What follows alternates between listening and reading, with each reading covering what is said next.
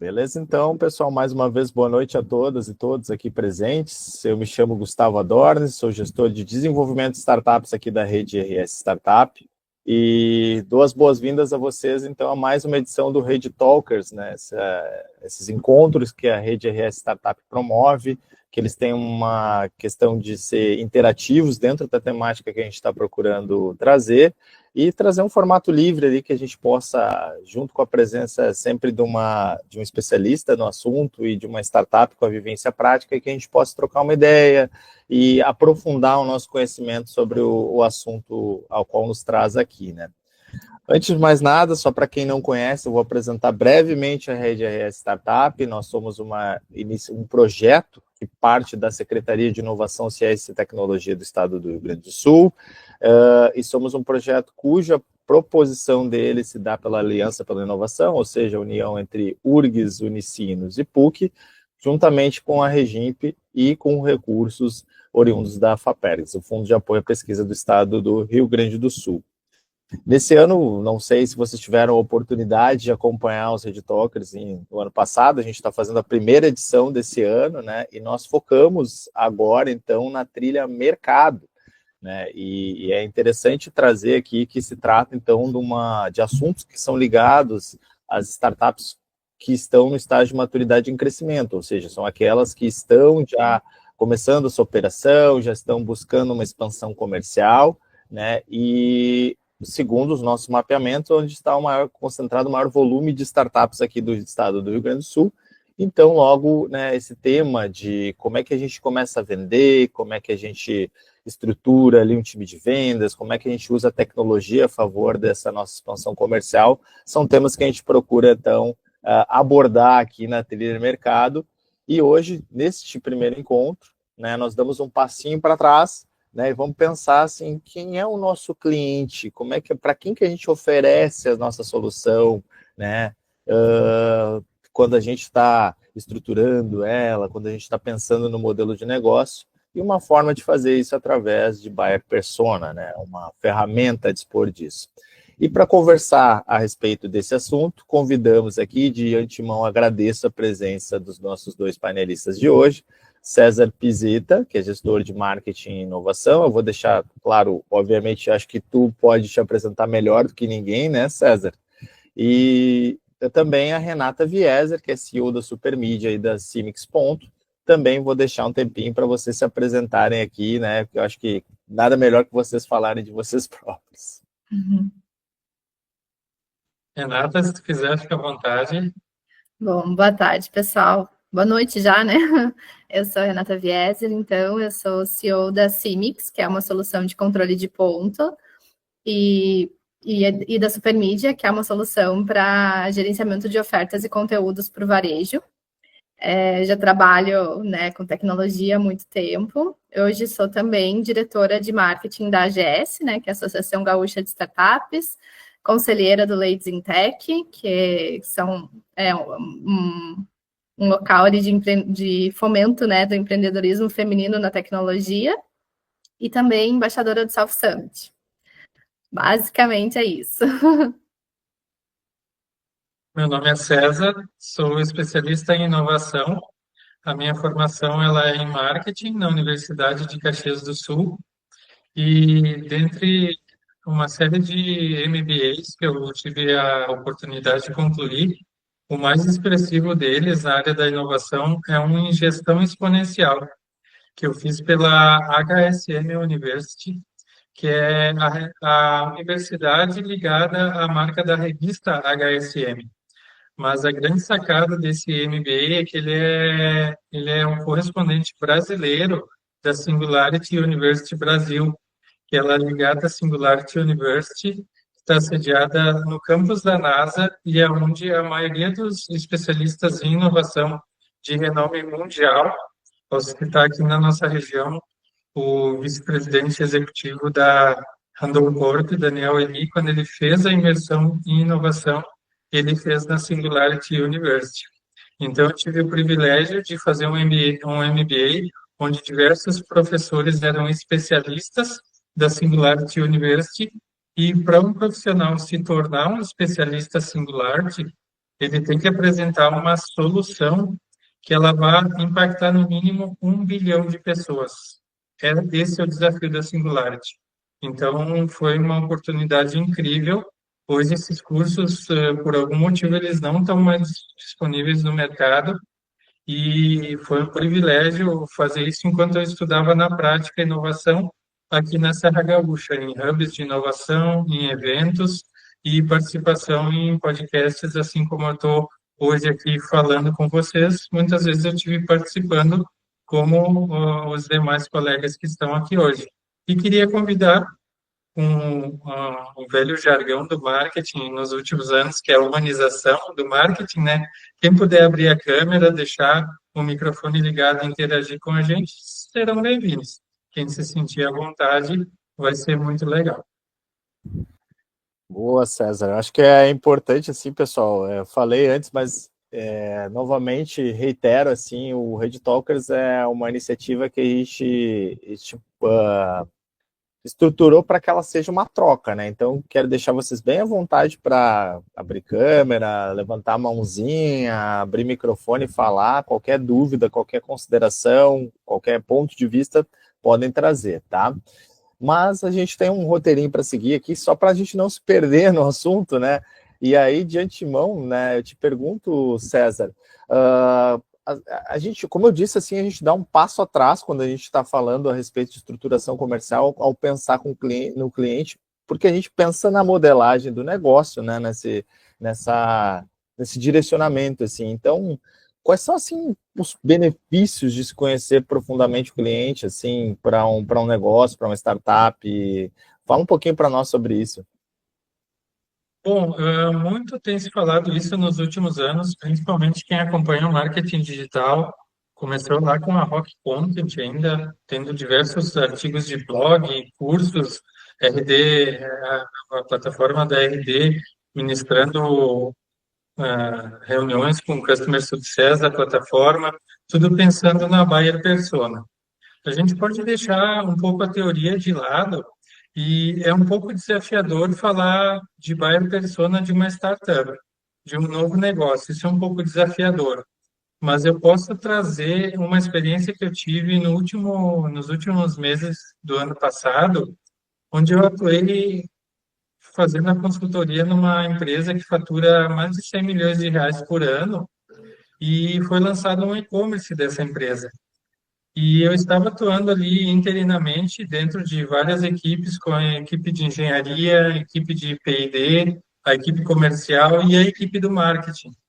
E o que que acontece? Quando a agência que apoia essa empresa montou uma persona para o lançamento do e-commerce, foi totalmente estruturado para redes sociais, para o Instagram, para as buscas no Google. Foi montada uma persona com base nesse público. Porém, lá dentro da empresa, na área da engenharia, na área do comercial, que atendia mais de 30 lojistas na época, eles tinham uma percepção bem diferente do que aquilo que estava sendo passado para o mercado pelo e-commerce da empresa. Então, eu posso lançar alguns questionamentos aqui que seriam o seguinte: uma empresa que está lançando uma nova plataforma de e-commerce, o ideal é criar uma persona pensando nos concorrentes que já atuam com o consumidor final, ou adequar a persona para o modelo de negócio que a empresa já tinha, que seria a venda por intermédio do lojista, e também de especificadores, que nesse caso seriam engenheiros e arquitetos na área da construção civil. Não existe certo ou errado, mas existem objetivos que podem ser propostos de curto, médio e longo prazo, que pode ser analisado ao montar essa persona. Porque, ao meu ver, nesse case que eu estou expondo para vocês, a persona era muito bem conhecida com o tempo de empresa que se tinha atendendo os intermediários. Mas o consumidor final dessa empresa era totalmente novo, porque não se tinha dados, não se tinha métricas, não se tinha o perfil de idade das pessoas que iriam comprar esses produtos, que variavam ali de 1.000 até 8.000 reais, o ticket médio do e-commerce. Então, conversando dentro da empresa com alguns setores, se tinha a percepção, está descolado do nosso dia a dia, essa persona que foi desenvolvida. Porém, o setor de marketing com a agência montou uma persona pensando num novo canal. E isso, às vezes, pode criar um estereótipo de que o setor está descolado da visão da empresa ou que não teve uma pesquisa adequada nessa persona, mas a grande questão é que estava sendo aberto um novo segmento para a empresa atender. Ou seja, eu acho que te ouvindo fica evidente que essa questão de entender quem é o cliente, o direcionamento de mercado tem muito a ver com a questão da pesquisa, com a questão dessa compreensão, né? E aí até nesse sentido, Renata, tu te apresentaste antes e nos trouxe assim uma trajetória muito, né, de destaque dentro do ecossistema gaúcho, né? E acho que tu tens uma experiência bem legal aí em relação às tuas startups nessa construção da persona delas, né? Como é que foi essa experiência, assim? Compartilha conosco. Bom, acho que talvez um pouco diferente de uma grande empresa que já começa com um super projeto e talvez, né, milhares de reais para investir em tráfego ou, né, em uma campanha de marketing muito mais estruturada. Né, a realidade aí das startups e da grande maioria das pequenas empresas é começar com muito pouco, né, e ir desenvolvendo isso ao longo do tempo, né? Então, no meu caso, e né, o que eu acredito que a maioria das empresas é começar com pouco, né? Começar fazendo algo simples, desenvolver as primeiras vendas e a partir daí ir desenvolvendo essa persona, né? O ICP, né? E todo o cliente ideal. É muito mais fácil a gente desenvolver ele a partir de quem já é nosso cliente, de quem já está disposto ali, já está pagando ou está disposto a pagar pelo nosso produto, do que criar teorias que sempre vão ter possibilidades de erro, como foi o exemplo, né, que o César trouxe, porque é muito difícil a gente prever um cliente que ainda não está comprando da gente, né? Então, eu acredito que o ideal é sempre a gente começar fazendo as primeiras vendas e estudando esses primeiros clientes, né? Assim, então, normalmente as primeiras vendas elas sempre acabam acontecendo através do nosso networking, né, do nosso relacionamento inicial como empreendedores, e a partir daí a gente vai identificando quem são os clientes que compram com mais facilidade, né, aqueles que dão mais valor para a nossa solução, e identificando o que eles têm de similaridade entre si, né, tanto de segmento, de perfil de cliente, né, de perfil de pessoa, quem que são as pessoas dentro da empresa que são os decisores, que são os influenciadores, né? Acho que tudo isso a gente vai descobrindo, né, ao longo aí das vendas sendo executadas. E aí, quando a gente já tem uma base de alguns clientes, a gente consegue criar essa persona, esse ICP, com base em dados reais, né, e estruturados ali ao longo da nossa experiência. E toda essa jornada, assim, ela vai sempre evoluindo muito, né? Então, conforme a gente vai crescendo, a gente vai revisitando isso, aí fazendo talvez algo mais estruturado, né? Assim, em documentos, né? Ou estruturado nesse sentido, mas o principal é conversar com o cliente, né? Identificar ali o que esses clientes têm em comum. Com certeza. E aí a gente vai, né, estruturando essa questão de relacionamento que é deveras importante aí, né, já que a gente está falando de mercado, isso é um ponto crucial aí para quem está se propondo a expandir e vender no mercado, né, Renata? Exatamente.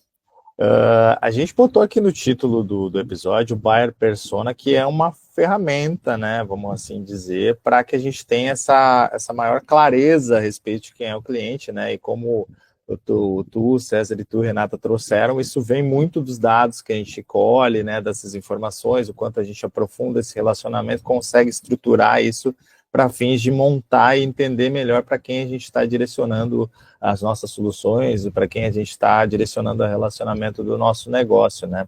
E então logo isso mostra o quão importante é ter uma preocupação com isso e as empresas e empreendedores estão logo se atentarem a isso, né?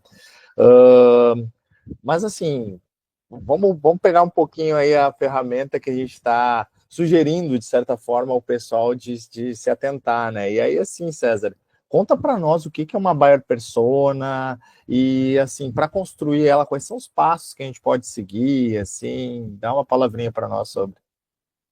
Com certeza. Para montar uma buyer persona, eu tenho um case que foi um e-commerce que eu fundei junto com a minha esposa Vanessa em 2017 e nós estávamos pensando em empreender na área de uma livraria online.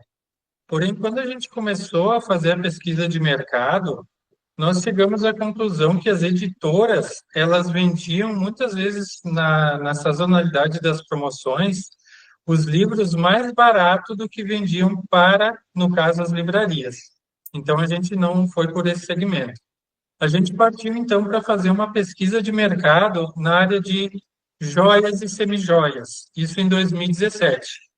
E nessa pesquisa de mercado, a gente passou por diversas etapas e estava previsto uma ascensão muito grande na área de semijoias, réplicas e tudo desse universo feminino. E nós empreendemos nessa área até 2021. E foi interessante que para montar a nossa buyer persona, nós fizemos toda uma pesquisa de mercado, passando pelo Google, passando por entidades de classe, relatórios macroeconômicos, e tudo isso foi a parte de etapa de pesquisa de mercado. Depois disso, a gente reuniu a equipe. E aí, o que é interessante quando reunir a equipe? Não reunir só o time de marketing ou só os diretores da empresa. É pegar uma pessoa da operação, pegar uma pessoa que vai ser o time comercial, o SDR, que vai estar lá na ponta falando com o cliente, pegar o pessoal da engenharia ou da parte de fornecedores e fazer um brainstorming para entender os dados do mercado, como que ele vai se materializar numa pessoa. Por exemplo, Ana, de 35 anos, gestora, gestora de uma fintech, que vai utilizar os produtos que serão vendidos no e-commerce em participação em formaturas, em eventos de grande porte da área financeira e assim por diante. Essas são as principais etapas, que aí você chega numa persona com base na teoria. Porém, na prática, vai de encontro com o que a Renata falou. Ao longo que a startup vai fazendo as primeiras vendas, vão sendo identificados os primeiros clientes, pode ter-se que pivotar essa persona numa situação totalmente diferente. No nosso caso, o que aconteceu? Como a nossa etapa, a Vanessa, no caso minha esposa, já era empreendedora desde 2008, em 2017 a gente estava planejando o nosso filho, que em 2018, 2019 chegou o Davi. E com isso a Vanessa fez uma pesquisa de mercado na área de semijoias de mães e filhos. E colocamos isso no e-commerce com base na persona que a gente tinha desenvolvido. E aconteceu que esse se tornou o produto estrela do e-commerce. De 10 vendas, 8 eram desse produto, que é da linha Mães e Filhos, na área de semijoias. E nós concorríamos com peças na faixa de 160, 140 reais, com concorrentes que no Mercado Livre vendiam peças parecidas a 30 reais, 40 reais. E aonde que a gente tinha a diferença na conversão da venda? No atendimento, porque as pessoas, antes de fechar a compra numa loja online, uma marca nova, elas queriam saber quem estava do outro lado. E aí era no atendimento um a um que foi se construindo essa persona. Então, aqui eu trouxe a teoria e um exemplo prático, que vai de encontro com o que a Renata falou, que ela hoje é CEO de 2 empresas em segmentos totalmente diferentes, né, Renata?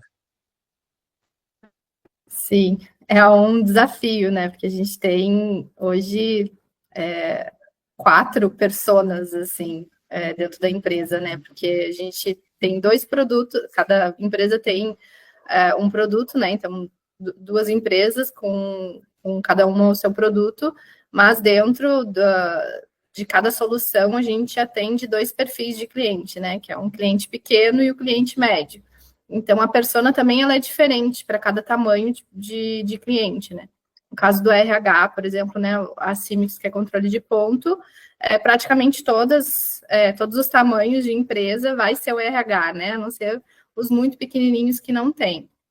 Mas, de maneira geral, o RH é a nossa persona ali, mas a gente tem perfis muito diferentes de pessoas que estão, né, numa pequena empresa e numa grande empresa, né? E da mesma maneira, aí na outra empresa a gente tem de varejo, né? Então tem o dono do supermercado, que é o pequeno, e o TI e o marketing, né? Dependendo aí do tamanho da empresa. Então, o médio é o TI e o grande é o marketing. Então, a gente tem que entender vários perfis de pessoas, né, e visualizar como que cada um desses perfis compram e trabalhar a comunicação para eles, né? É bem desafiador. O teu caso, salvo o engano da minha fala aqui, né, Renata, são aquelas situações onde você tem um usuário, mas ele não é quem tem, né, o poder de compra. Então, aí você tem que pensar também no cliente e, eventualmente, diferentes relações, diferentes propostas de valor, né? Isso é desafiador, né? A gente tem muitos influenciadores. No fim das contas, o decisor sempre é o dono da empresa, né? Mas essas pessoas, né, TI, marketing, RH, sempre são os influenciadores. Eles meio que decidem, mas precisam do aval, né? E precisam vender também a ideia para o dono da empresa, de fato, decidir, né? Então, são os grandes influenciadores. E tem que estar, né, composto ali na persona também, né? Os decisores e os influenciadores. Ou seja, a gente tem aí para muitas startups que nos acompanham, que devem estar nos assistindo aqui, o desafio de justamente entender isso. Você tem que ter uma relação com aquela pessoa que vai comprar de fato a sua solução e também uma relação com aquelas pessoas que vão usufruir da sua solução e, ao mesmo tempo, também aquelas que podem, né, de alguma maneira, ter a interferência nessa relação toda, né? Isso é realmente uma percepção ampla do todo que você tem a oferecer, mas é necessário, né? Especialmente para essas startups no estágio que eu comentei mais cedo, são aquelas que já estão ali, né, mais maduras e estão indo para o mercado ou estão dando seus primeiros passos. Eu vi ali que Mulheres em Convergência levantou a mão, quero deixar à vontade você aí para trazer a sua questão. Obrigada, Gustavo. A minha startup, ela trabalha com impacto social. Então, a gente tem essa dificuldade da persona, né? Porque eu tenho o beneficiário, eu tenho o patrocinador e eu tenho as pessoas que se engajam na causa, né? Como trabalhar com essas personas diferentes, assim? Como conseguir atingir esses... fazer a captação dessas pessoas? O que vocês recomendariam para uma startup que trabalha como eu em impacto social para fazer essa diferenciação de personas e para construir, né, essa jornada com essas pessoas? Tu me permite, Gustavo, eu posso iniciar a resposta e acredito que a Renata possa complementar também. É um prazer estar contigo aqui. E eu poderia te dizer uma inovação que eu aprendi num dos últimos cursos que eu fiz, que a persona, ela pode ser montada baseada no perfil que é justamente do pessoal que estuda o RH, que é o perfil DISC. Esse perfil, ele vai estar determinando principalmente se a pessoa é da área da diretoria da empresa, se é uma pessoa mais analítica, que trabalha com dados, se é uma pessoa mais influente, que trabalha na área comercial, e se é uma pessoa que trabalha mais com conformidade, que às vezes uma organização não lucrativa, ela tem que ter conformidade de dados e de captação de recursos. Então, o perfil DISC, para quem não conhece, ele tem o D de dominância, o I de influência, o S de estabilidade, que vem do inglês, e o C de conformidade. Então, isso aqui pode ser colocado num software como o Gemini ou o ChatGPT e ser montada diferentes personas e diferentes copies para fazer a divulgação da tua startup que tem como cunho social o seu principal fundamento. Então, isso é uma inovação de todo o tempo que eu venho estudando a Buyer Persona, desde 2014, 2015, eu nunca tinha visto essa abordagem, e tem tudo a ver, porque se você vai atuar no LinkedIn, por exemplo, você pode adaptar o seu discurso para uma pessoa que tem um cargo executivo, um cargo de diretoria, ou um cargo de analista de pesquisa e desenvolvimento, ou até de assessoria de parcerias e representações. Então, isso vai mudar muito na persona que você vai ter.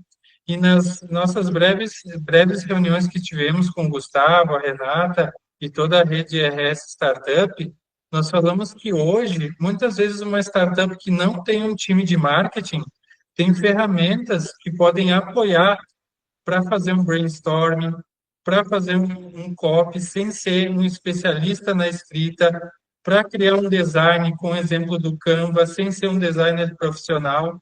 Isso vai ajudar ali na ponta. E esses são materiais.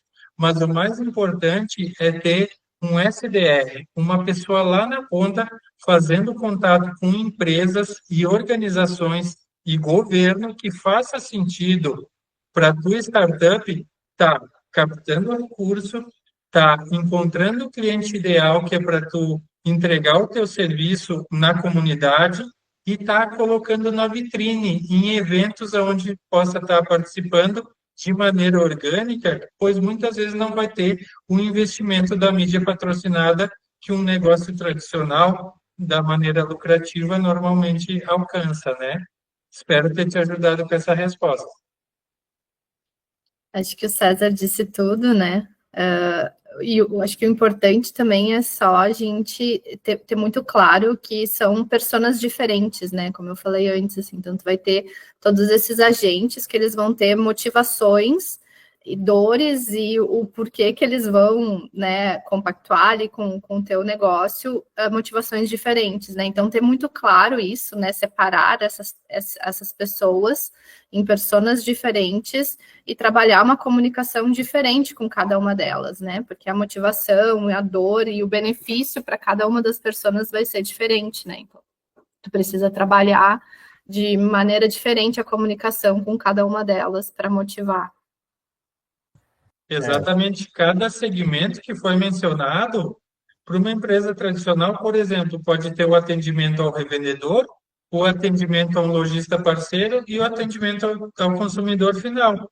No teu caso, vai ter o usuário que vai ter o benefício do teu serviço ali na comunidade, o governo, que muitas vezes tem fomento pré-determinado em lei para te apoiar, e as vitrines, que são os eventos e reuniões assim como essa que a gente está tendo hoje, para falar um pouco mais das soluções que tu oferece.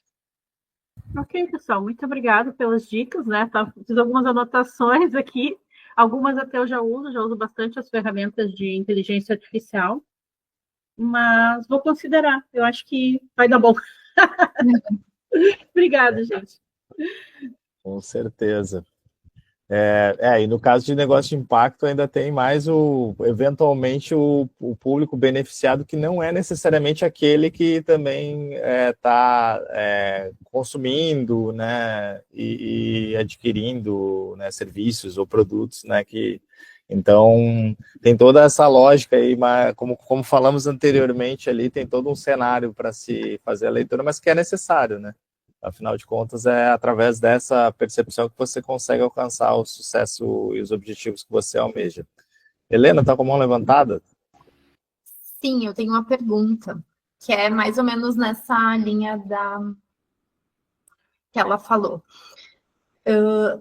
Por exemplo, se eu tenho uma empresa que vende para o consumidor final apenas, por exemplo, eu vou dar um exemplo que vai fugir um pouco do meio de tecnologia, mas num comércio aí de roupa, enfim, só para ficar mais claro o que eu quero entender também, que vocês possam dar as dicas.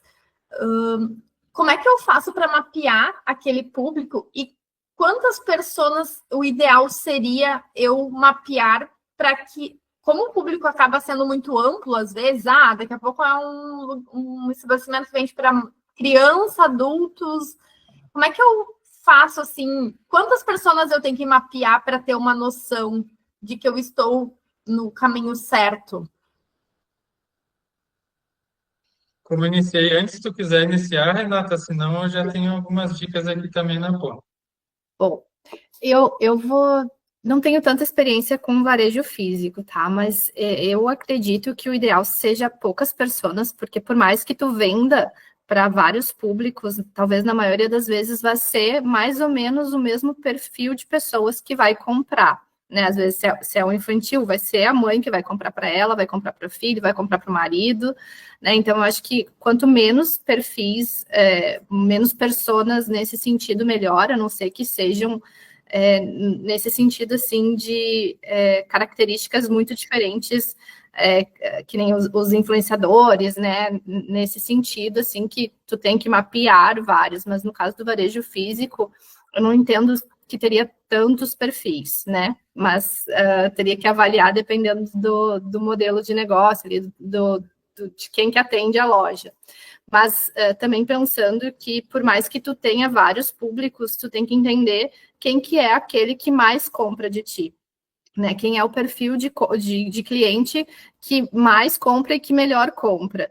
Então, não necessariamente tu vai excluir os outros, mas tu vai direcionar a tua comunicação para esse perfil, entendendo que outros também vão aparecer. Não é porque tu está se comunicando com um perfil específico que outras pessoas não vão também quererem comprar de ti, né? Porque vão talvez se identificar com alguma parte ali da tua comunicação ou simplesmente vão comprar igual.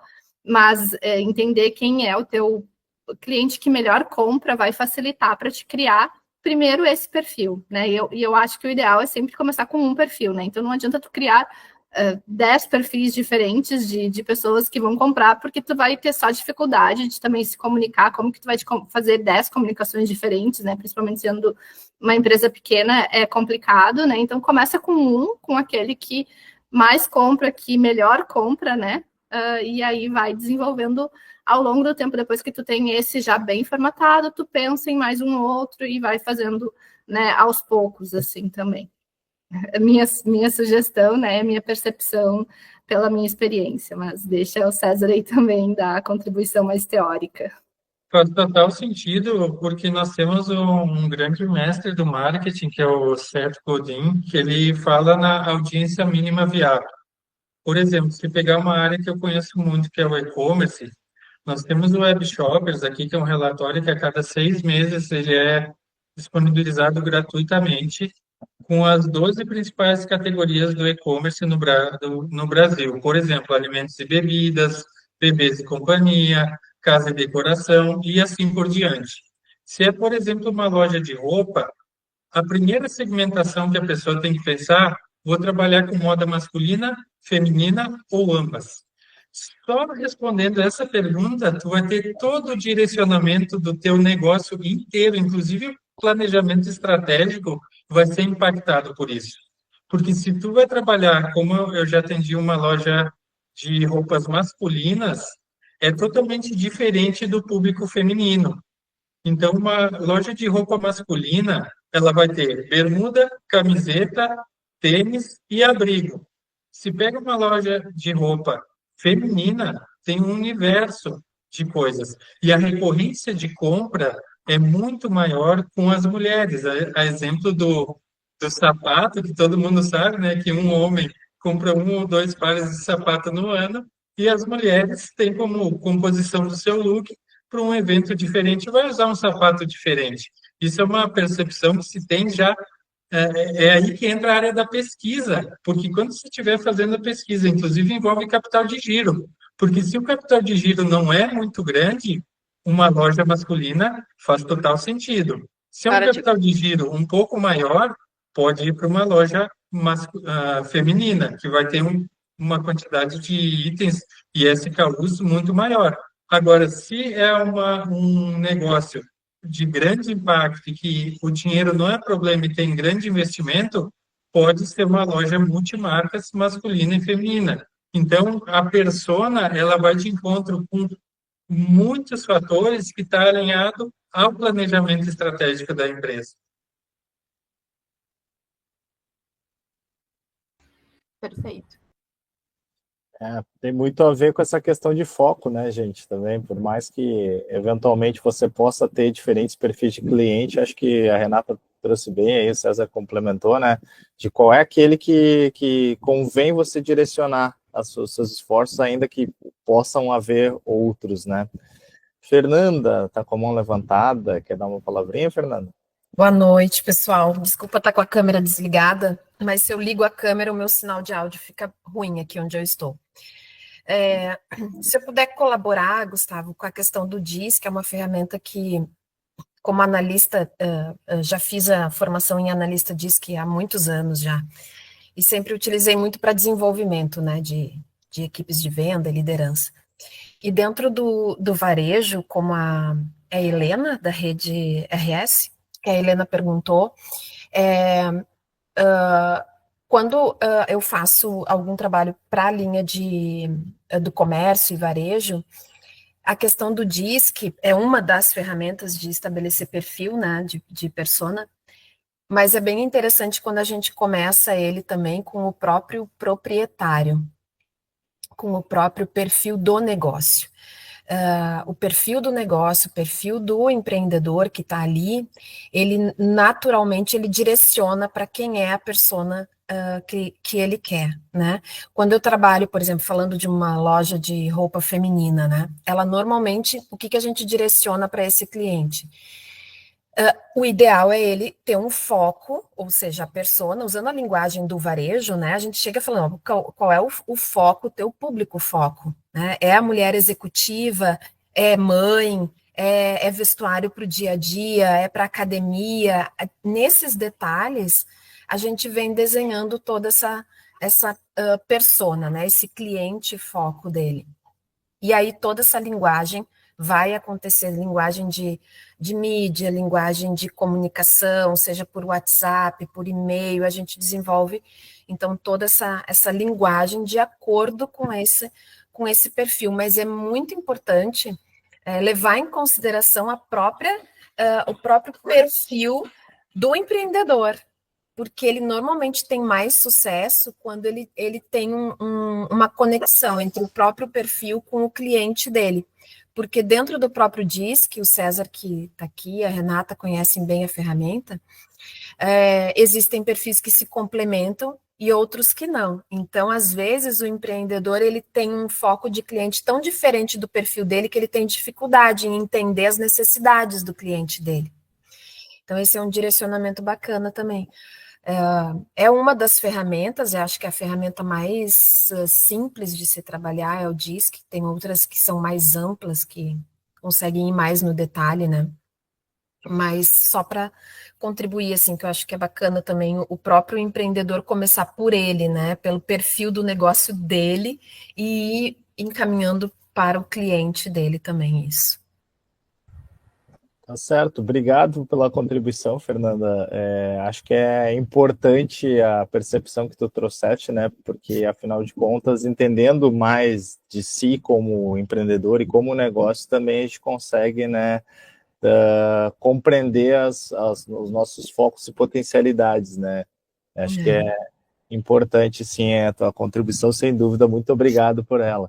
E até acho, assim, pegando um gancho, assim, nas falas que vocês trouxeram, a gente veio falar de buyer persona, já estamos ampliando a percepção, trazendo o DISC, o César trouxe ali também a questão de tecnologias que podem ser aplicadas para essa finalidade.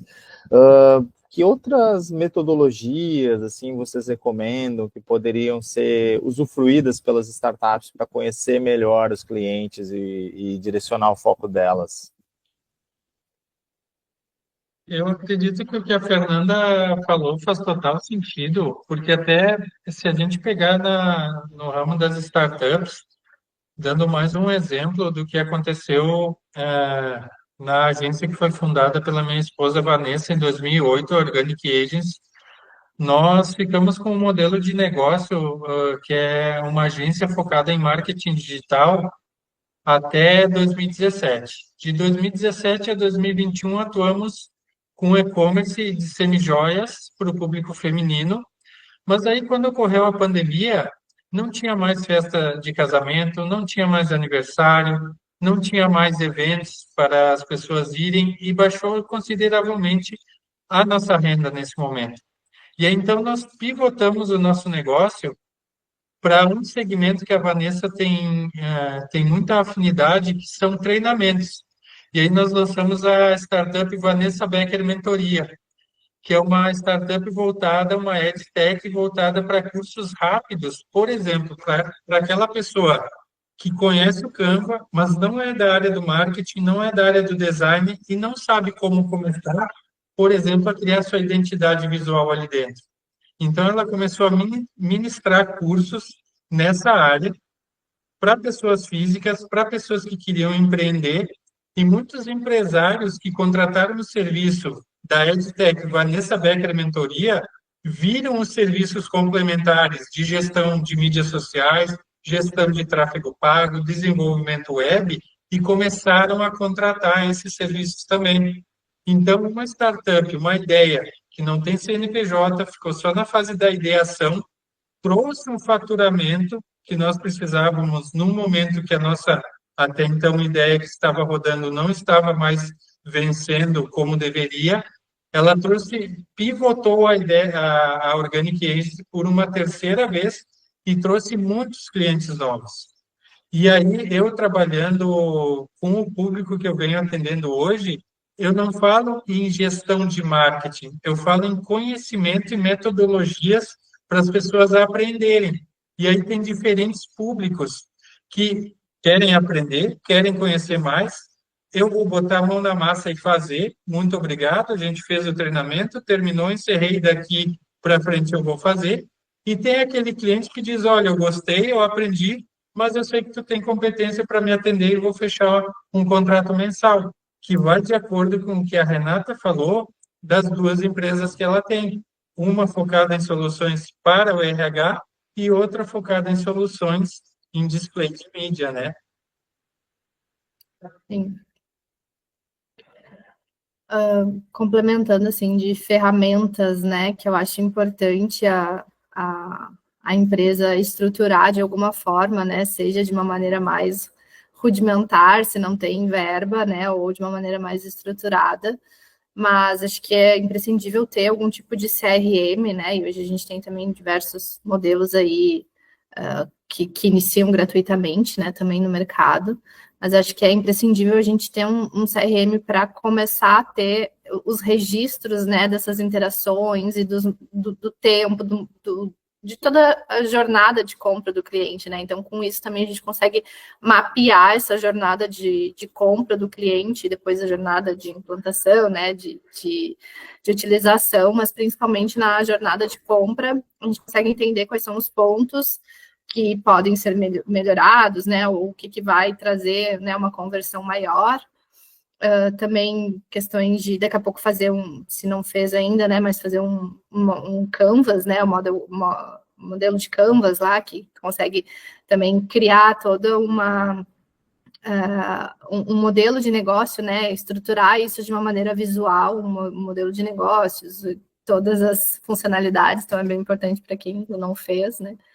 A própria questão do DISC, né, se tu ainda não fez, fazer o teu e outros testes aí também, que de autoconhecimento, acho que para quem empreende realmente é muito importante entender, né, quais são os seus pontos fortes, os seus pontos fracos e ver o que pode ser melhorado, né, acho que isso também faz total diferença, assim, na vida do empreendedor. E acho que uma última coisa, assim, que eu acho que é o que mais faz diferença, talvez, tá aberto ali para o networking, né, assim, entender e estar onde o teu potencial cliente está, né, porque é onde tu vai conseguir te conectar com ele, entender também mais sobre ele e captar novos clientes, né, então eu acho que o networking é a principal ferramenta aí para alavancar um negócio, porque por mais que a gente possa investir em internet, investir, né, em tráfego aí para captar clientes, nada substitui o relacionamento e as vendas por indicação, né, assim, e é uma questão ali super importante. Sem dúvida, como tu trouxeste mais cedo, né, Renata? Eventualmente é assim que começa, né? Nosso relacionamento é o boca a boca, e isso vai se aprimorando, isso vai você vai conseguir estruturar um maior conhecimento e dados a respeito do seu público para, né, depois ter isso de uma maneira mais refinada, mas de alguma forma a gente tem que dar início, né? E nessa sequência, assim, gente, a gente hoje veio falar de buyer persona, expandiu essas possibilidades de conhecimento a respeito do cliente, mas como é que vocês recomendam que as startups façam esse exercício? Ela faz isso constantemente ou ela para e avalia? Como é que vocês recomendam aos nossos startupeiros que estão aqui presentes? Eu, Se quiser iniciar, tá com a de faca e o maneira queijo na geral, mão para responder aí. de maneira geral, eu acho que não é um diagnóstico fechado, digamos assim, uma vez tu faz e está feito para o resto da vida, né? Assim, é um organismo vivo, assim, então vai mudando também, às vezes a persona, o perfil, a gente tem que estar aberto, mas é muito importante e interessante, né, a cada um tempo, eu não sei te dizer exatamente quanto tempo, né, na empresa a gente fez já umas 3 ou 4 vezes essa questão ali de parar todo o time, né, comercial ali, de atendimento, parar e desenhar a persona. Já fez isso ao longo do tempo algumas vezes, e isso vai ficando cada vez mais natural e cada vez mais normal, assim, entender que a persona vai evoluindo, mas é importante relembrar isso, né? Porque às vezes não é uma coisa que tu olha, né? Tu internaliza quem que é a tua pessoa, mas tu não fica todo dia olhando para aquele material, né? Então é importante de vez em quando parar e revisitar ele para relembrar e também para as pessoas novas do time, né, entenderem e revalidar, né, toda essa estrutura.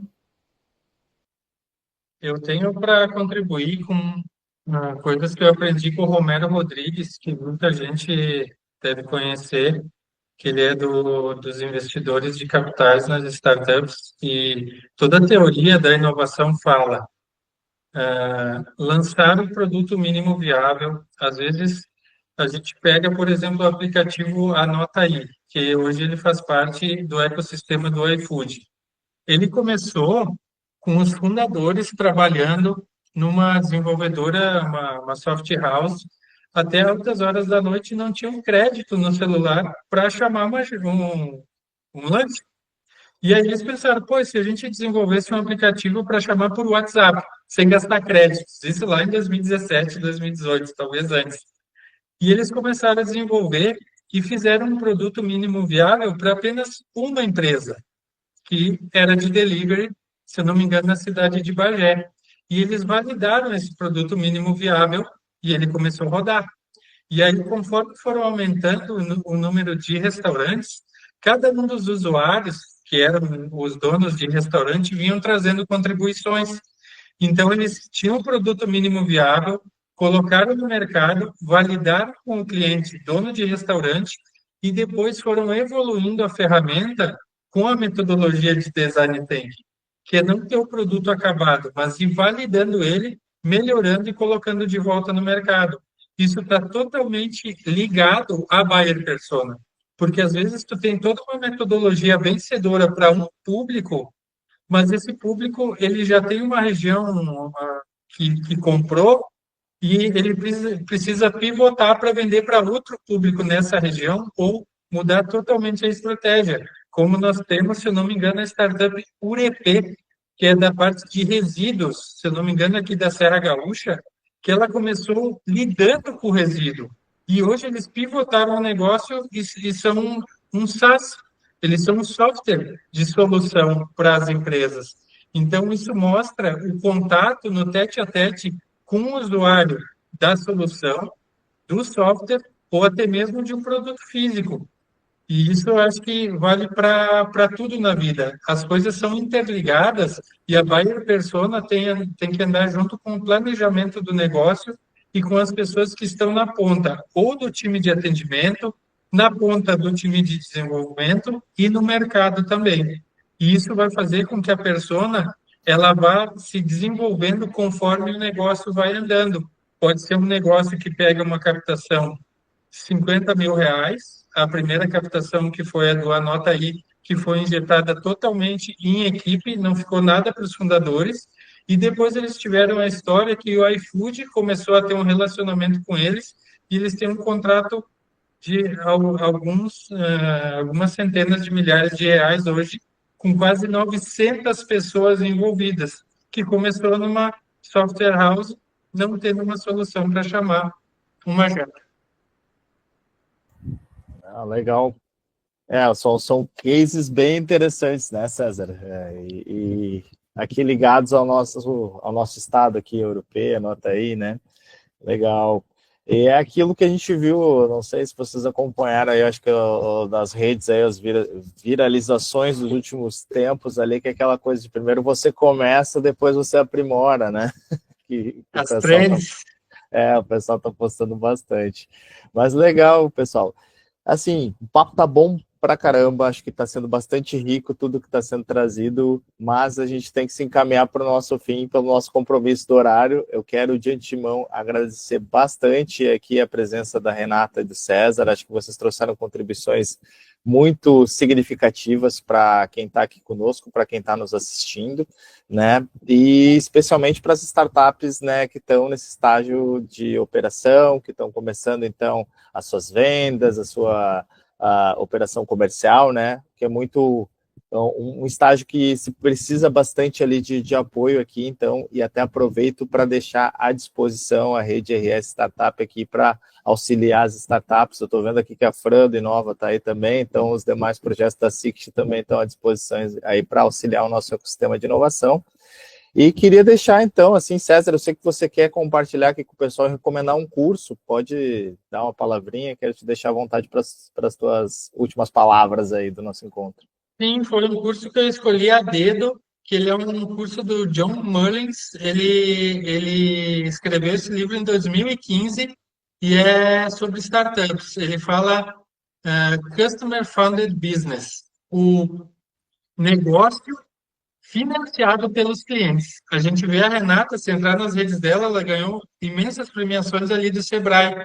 Pode ter certeza que o segredo de ela ter chegado nesse estágio foi ter clientes pagantes pelas soluções que ela tem. E às vezes quem está chegando na área da inovação pensa, eu tenho uma ideia, eu vou captar recurso com investidor anjo, vou pegar com Friends and Family aqui, fazer um bootstrap, mas se não tiver clientes pagantes e a tua solução não fizer a diferença para muitas pessoas, quem sabe 1 bilhão de pessoas, talvez tu não tenha o sucesso que muitos alcançaram. E eu vou deixar o link, Rodrigo, Gustavo, para tu compartilhar, que é do Coursera.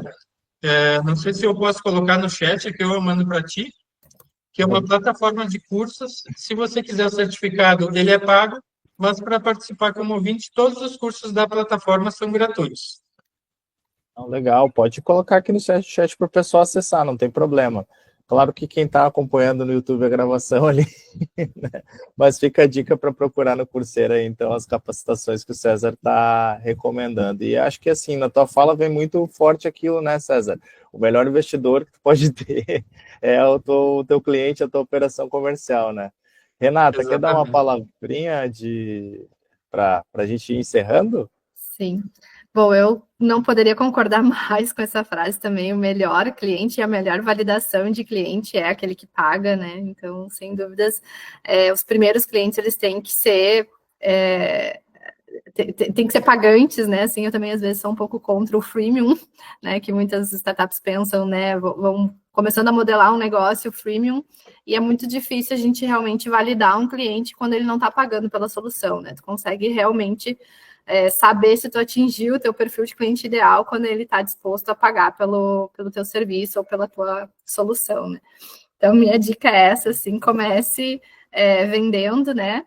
Oferecendo ali o produto para venda e aprimorando depois, né? Então, é essa questão, né? Primeiro começa, depois melhora. Mas essa é a minha dica, né?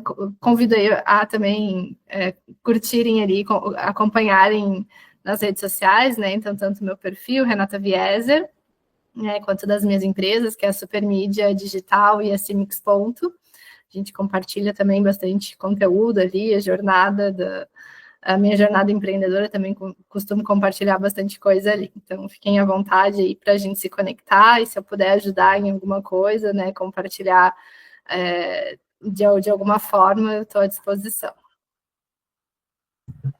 Tá, joia, então. Pessoal, agradeço a presença de todos e todas aqui conosco, né? Mais uma vez, esse encontro está sendo gravado, ele vai ser disponibilizado, então, no canal do YouTube da Rede RS Startup. Depois, se vocês quiserem recapitular alguma coisa que foi trazida, podem acessar lá, né? E se liguem, então, também, como a Renata trouxe o convite para se conectar com as redes dela, trago o convite para se conectar também com a Rede RS, aí, seja no LinkedIn, seja no Instagram, né? A gente está fazendo recém o nosso primeiro episódio do Rede Talkers do ano, temos uma trilha toda para falar aí a respeito de conteúdos, dicas, ferramentas para que as startups, então, consigam operar comercialmente aí e atingir seus objetivos. Tá bom, pessoal? Agradeço mais uma vez e boa noite a todas e todos. Obrigada.